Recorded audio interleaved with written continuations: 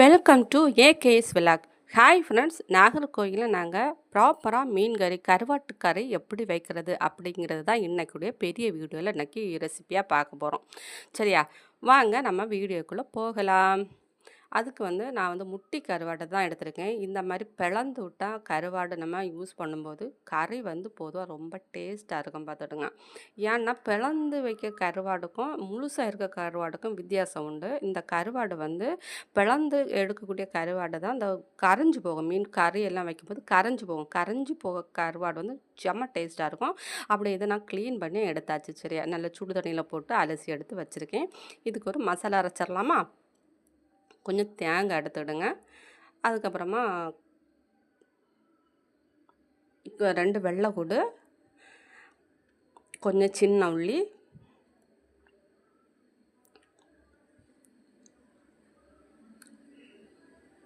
ஒரு 2 ஸ்பூனு வத்தல் பொடி,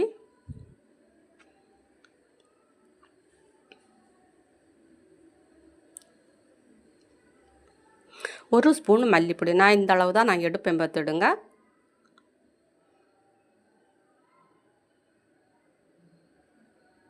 அப்புறமா கொஞ்சம் நல்ல மிளகு,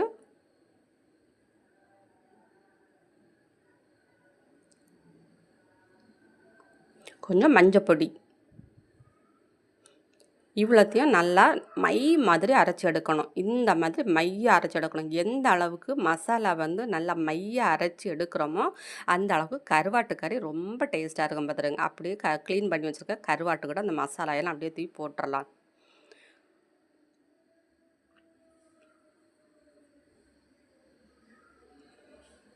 அப்படி எல்லா மிளகையும் அப்படியே வலித்து எடுத்து போடுவோம். அப்புறமா கொஞ்சம் தண்ணி விட்டு இதை அலசி அப்படியே ஊற்றிடலாம்.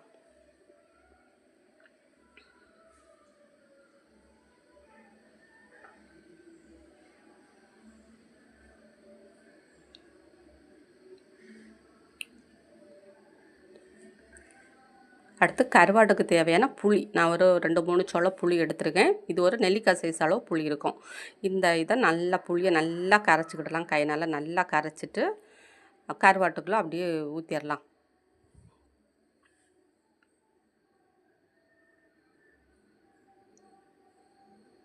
கருவாட்டுக்கு பொதுவாக கொஞ்சம் புளிப்பு கொஞ்சம் ஜாஸ்தியாக வச்சு நம்ம குழம்பு வச்சோம்னா அந்த கருவாட்டு கறி வச்சு சாப்பிட செம்ம டேஸ்ட்டாக இருக்கும் பார்த்துடுங்க.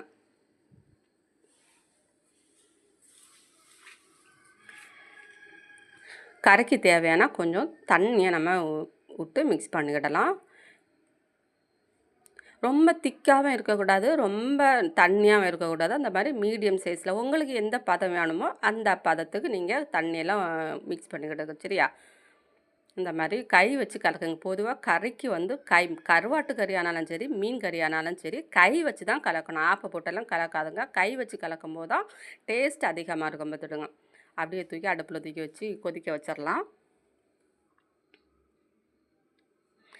அடுத்து கத்திரிக்காய், வாழைக்காய். நான் இதுக்கு பேயம் வாழைக்காய் எடுத்திருக்கேன். பேயம் வாழைக்காய் தான் நல்லாயிருக்கும். அப்புறம் ஒரு தக்காளி, ஒரு முருங்கைக்காய். என்கிட்ட பச்சை மிளகு இல்லை, அதனால் நீங்கள் பச்சை மிளகு வெட்டி போட்டுவிடுங்க. சரியா, இவ்வளோத்தையும் தூக்கி கருவாட்டு கறியில் தூக்கி அப்படியே தூக்கி போட்டுடலாம்.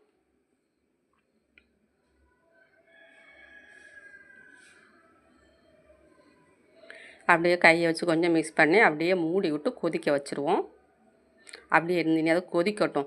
நம்ம கறி வைக்கும்போது எப்போவுமே இந்த நம்ம கொதிக்கிறது வரைக்கும் இந்த அடுப்பு ஃபுல் ஃப்ளேவரில் இருக்கணும் பார்த்துடுங்க. அப்புறமா நல்லா கொதிக்க ஆரம்பித்து கொஞ்சம் வத்த தொடங்குற அப்புறம் கொஞ்சம் அடுப்பை கொஞ்சம் ஸ்லோவாக தான் வைக்கணும். அப்போ தான் நல்லா நின்று வெட்டி கொதித்து நல்லா வத்தி காஞ்சி வரும்போது தான் கருவாடு நல்ல டேஸ்ட்டாக இருக்கும்.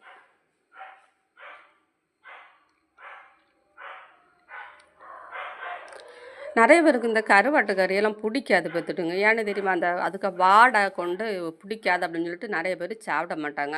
இங்கே பார்த்தீங்களா, இது கொதிக்க தொடங்கிடுச்சு கறியும்.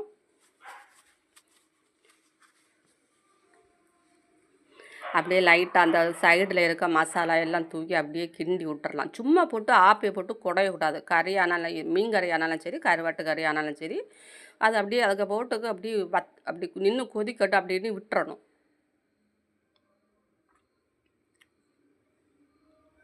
இது நல்லா கொதிச்சு கொதிச்சு வத்தி வர வர வர வர வீடு ஃபுல்லாக ஒரு மணம் வரும் பார்த்துடுங்க, செம்மையாக இருக்கும் பார்த்துடுங்க. இந்த ஸ்டேஜில் நீங்கள் உப்பு பார்த்துடுங்க.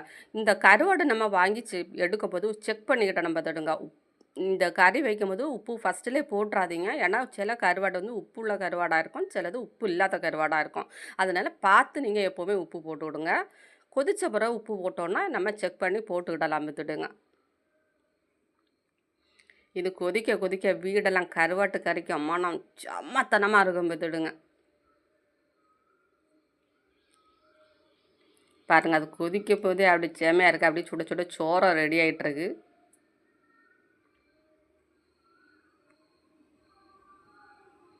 அப்படியே கிண்டி விட்டு அப்படியே ஒரு கிளறி விட்டு விடுவோம்.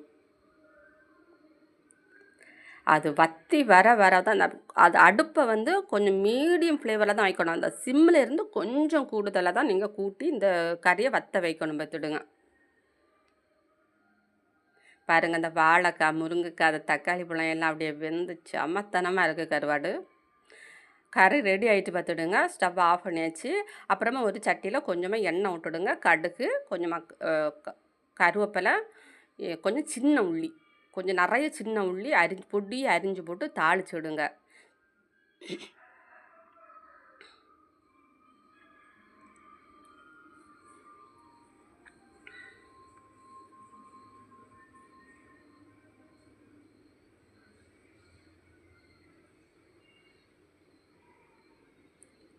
இந்த சின்ன உள்ளி எதுக்கு நம்ம தாளிக்கன்னா, அந்த கருவாட்டுக்கு சின்ன உள்ளி தாளித்து நம்ம போடும்போது செம்மத்தனமான ஃப்ளேவராக இருக்கும் பார்த்துடுங்க.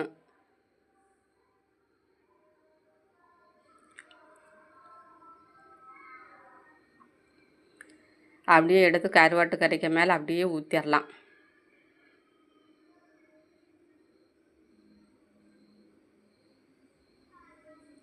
பாருங்கள், அது ஊற்றின உடனே ஒரு மனம் அந்த வீடு முழுக்க வரம் பாருங்கள். பக்கத்து வீடு வரைக்கும் மணக்கும். இன்றைக்கி உங்கள் வீட்டில் கருவாட்டு கறியாக நீங்கள் வச்சுருக்கீங்க அப்படிங்கன்னு சொல்கிற அளவுக்கு இந்த கருவாடு இருக்கும் பார்த்துடுங்க. அப்படியே எங்கள் வீட்டில் பாருங்கள், மத்தியானம் சோறு ரெடி பண்ணியாச்சு. அப்படியே கருவாட்டு கறியும் ரெடி பண்ணியாச்சு பார்த்துடுங்க. நாகர்கோவில் கருவாட்டு குழம்பு.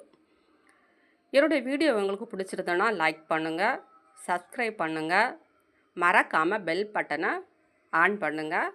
தேங்க்யூ.